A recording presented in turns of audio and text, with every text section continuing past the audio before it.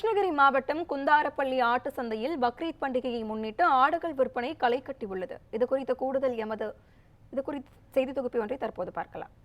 கிருஷ்ணகிரி மாவட்டம் குந்தாரப்பள்ளி ஆட்டு சந்தையில் இன்று ஆடுகள் விற்பனையானது களை கட்டியுள்ளது. குறிப்பாக வருகிற 17ஆம் தேதி நாடு முழுவதும் பக்ரீத் பண்டிகையானது கொண்டாடப்பட உள்ளது. இந்த பக்ரீத் பண்டிகையை முன்னிட்டு கிருஷ்ணகிரி மாவட்டத்தில் நடக்கக்கூடிய இந்த குந்தாரப்பள்ளி ஆட்டு சந்தையில் ஆடுகள் விற்பனையானது அதிக விலைக்கு விற்கப்பட்டு வருகிறது. குறிப்பாக நாம் இருக்கக்கூடிய இந்த சந்தையில் பார்த்தீங்கன்னா கிட்டத்தட்ட பலாயிரக்கணக்கான ஆடுகள் இங்கே விற்பனை கொண்டு வரப்பட்டு இருக்கிறது. இந்த இடத்தை பொறுத்தவரையில் தமிழ்நாடு, ஆந்திரா, கர்நாடகா ஆகிய 3 மாநில எல்லை பகுதியில் இது அமைந்திருக்குது. ஒவ்வொரு வாரமும் இங்கு வார சந்தையானது நடத்தப்படும். இந்த சந்தையில் ஆந்திராவிலிருந்து குப்பம், சித்தூர் போன்ற மாவட்டங்களில் இருந்தும், கர்நாடகாவிலிருந்து பெங்களூரு, கோலார் உள்ளிட்ட மாவட்டங்களில் இருந்தும் ஆடுகள் விற்பனைக்காக கொண்டு வரப்படும். அதே போல தமிழ்நாட்டில் பார்த்தோம்னா கிருஷ்ணகிரி, தருமபுரி, திருப்பத்தூர், வேலூர், திருவண்ணாமலை உள்ளிட்ட பல்வேறு மாவட்டங்களில் இருந்தும் இங்கு ஆடுகள் விற்பனைக்கு கொண்டு வரப்படும். வருகிற 17ஆம் தேதி பக்ரீத் பண்டிகை நடைபெற உள்ளதால் அதற்கு முன்னதாக நடக்கக்கூடிய ஆட்டு சந்தையாக இது பார்க்கப்படுகிறது. இதனால் வழக்கத்திற்கு மாறாக இந்த ஆட்டு சந்தையில் அதிக அளவில் ஆடுகளை விற்பனை செய்வதற்காக வியாபாரிகளும் அதனை வாங்கி செல்வதற்கு விவசாயிகளும் குவிந்திருக்கிறார்கள்.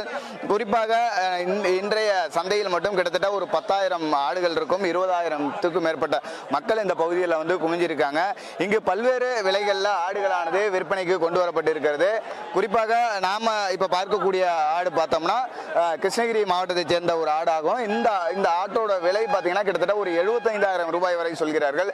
குறிப்பாக நாம் அறிந்தது ஒரு ஜோடி ஆடு 20,000, 30,000 முதல் 50,000 வரை விலை போகும். ஆனால் ஒரே ஒரு ஆடு மட்டுமே இங்கே 75,000க்கு மேலாக விலைகள் சொல்லியிருக்காரு. இதோட சரியான விலை என்ன, எங்கிருந்து வந்திருக்காங்கன்னு அந்த விவசாயிட்டுமே கேட்கலாம். நீங்க என்ன ஊர்ல இருந்து வரீங்க, இந்த ஆடு எவ்வளோ நாள் வளர்ப்பு, இதோட விலை எடையெல்லாம் எவ்வளோ இருக்குங்க? இது இடம் ஒரு 100-120 கிலோ இருக்கும். 120 கிலோ இருக்கும். நாங்கள் சோழகிரி பக்கம் தான் வந்துக்கிறோம். கொம்மனூர். கிடாயுடைய விலை 1 லட்ச ரூபா சொல்றேன். எல்லாம் 50க்கு 55க்கு தான் கேட்கறாங்க. நான் 1 லட்ச ரூபா சொல்றேன். வழக்கமா நீங்க இந்த சந்தைக்கு வருவீங்களா? ஆடெல்லாம் எடுத்துட்டு வருவீங்களா? வழக்கமா விலை எவ்வளவு இருக்கும்? இப்ப எவ்வளவு விலை போயிட்டு இருக்கு? இன்னைக்குடைய விலை அதிகமாக தான் போயிருக்குது. மாம்பழம்னாக்கா குறைஞ்சி வெள்ளி போயிருந்துச்சு. இன்னைக்கு பக்ரீத் பண்டிகைனால ஒரு ஆட்டு மேலே 5,000 10,000 சேர்த்து சொல்றாங்க. கம்மியா இங்க எவ்வளவு ஆடு போகுது? அதிக விலைக்கு எவ்வளவு ஆடு போயிட்டு? கம்மினாக்கா ஒரு 6,000லேருந்து 10,000 வரையிலும் கம்மி விலை.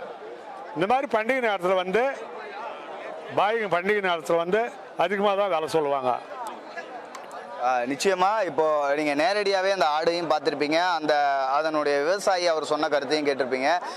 இந்த பக்ரீத் பண்டிகை என்றாலே ஆடுகளுக்கு முக்கியத்துவம் அதிகமாக காணப்படுகிறது.